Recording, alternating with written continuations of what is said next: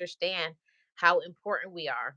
And one thing that I had to learn to do is I had to learn to not make myself available for everybody, whoever they are. Whether it's your kid, a romantic relationship, social media, you cannot let yourself always be available for everybody.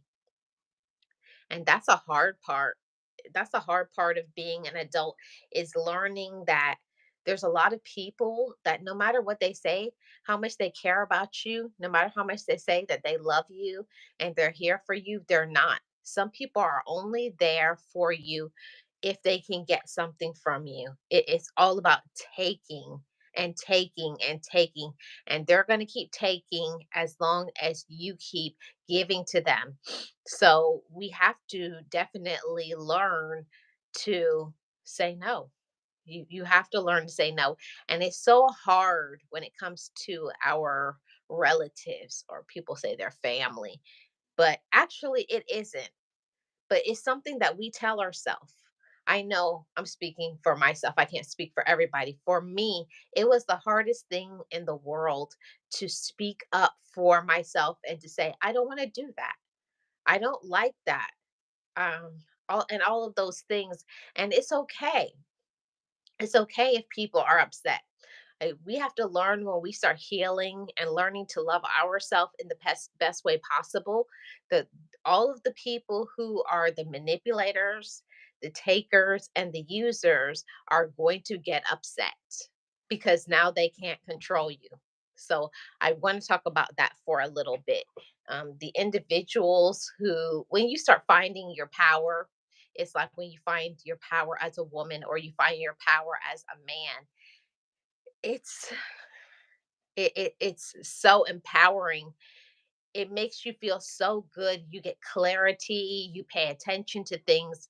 So I want to say to anybody, no matter if you're just beginning on your journey of learning to love yourself or you've been at this for some time, you never can take a break from learning how you feel, what you're going through.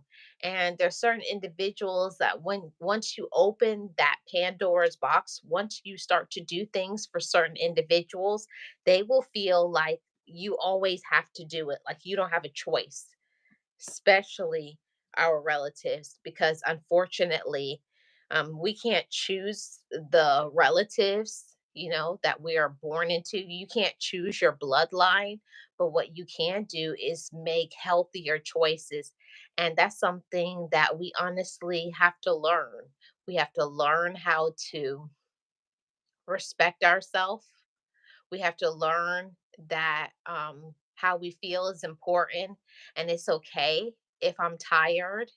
It's okay if I'm going through something. It's okay if I don't want to give money or my time or give advice. It's okay if you don't want to do anything. It's okay. You don't have to show up for everybody.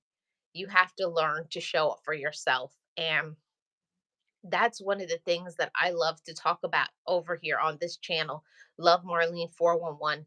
This channel started off as being a rededication to myself and a rededication to other people, because while we are adults, we still have goals in this life. We still have things that we want to do, but we can't do that if we're not operating at our best. If we're going through some things emotionally, if we have some things that we need to heal, if there's some boundaries that we have not set, if it's some peace that we don't have, if our mental health is disrupted, if we're going through some struggles financially, if you're struggling physically, to love yourself, it means your overall well-being.